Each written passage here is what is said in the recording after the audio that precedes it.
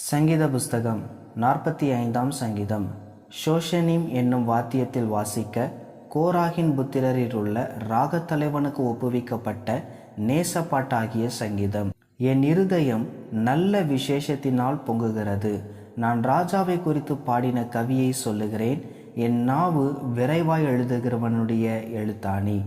எல்லா மனுபுத்திரரிலும் நீர் மகா சௌந்தரியமுள்ளவர். உம்முடைய உதடுகளில் அருள் பொழிகிறது. ஆகையால் தேவன் உம்மை என்றென்றைக்கும் ஆசிர்வதிக்கிறார்.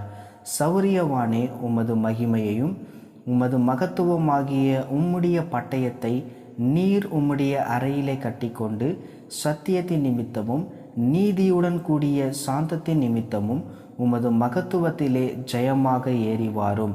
உமது வலது கரம் பயங்கரமானவைகளை உமக்கு விளங்க பண்ணும். உம்முடைய அம்புகள் கூர்மையானவைகள். அவைகள் ராஜாவினுடைய சத்துருக்களின் இருதயத்திற்குள் பாயும். ஜனசதலங்கள் உமக்கு கீழே விழுவார்கள்.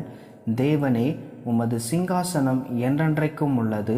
உமது ராஜ்யத்தின் செங்கோல் நீதி உள்ள செங்கோலாய் இருக்கிறது. நீர் நீதியை விரும்பி அக்கிரமத்தை வெறுக்கிறீர். ஆதலால் தேவனே, உம்முடைய தேவன் உமது தோழரை பார்க்கிலும் உம்மை ஆனந்த தைலத்தினால் அபிஷேகம் பண்ணினார். தந்தத்தினால் செய்த அரண்மனைகளிலிருந்து புறப்படுகையில் நீர் மகிழும்படி உமது வஸ்திரங்கள் எல்லாம் வெள்ளப்போளம், சந்தனம், லவங்கம் இவைகளின் வாசனை பொருந்தியதாயிருக்கிறது. உமது நாயகிகளுக்குள்ளே அரசரின் குமார்த்திகள் உண்டு. ராஜஸ்திரியின் ஓப்ரீம் தங்கம் அணிந்தவளாய் உமது வலது பாரசத்தில் நிற்கிறாள். குமாரத்தியே கேள், நீ உன் செவியை சாய்த்து சிந்தித்துக்கொள். உன் ஜனத்தையும் உன் தகப்பன் வீட்டையும் மறந்துவிடு. அப்பொழுது ராஜா உன் அழகில் பிரியப்படுவார். அவர் உன் ஆண்டவர். ஆகையால் அவரை பணிந்து கொள்.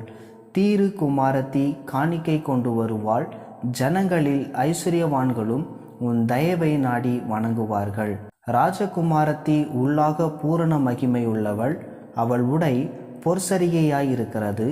சித்திர தையலாடை தரித்தவளாய் ராஜாவினிடத்தில் அழைத்து கொண்டு வரப்படுவாள்.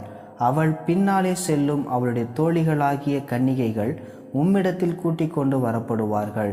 அவர்கள் மகிழ்ச்சியோடும் களிப்போடும் வந்து ராஜ அரண்மனைக்குள் பிரவேசிப்பார்கள். உமது பிதாக்களுக்கு பதிலாக உமது குமாரர் இருப்பார்கள். அவர்களை பூமி எங்கும் பிரபுக்களாக வைப்பீர்.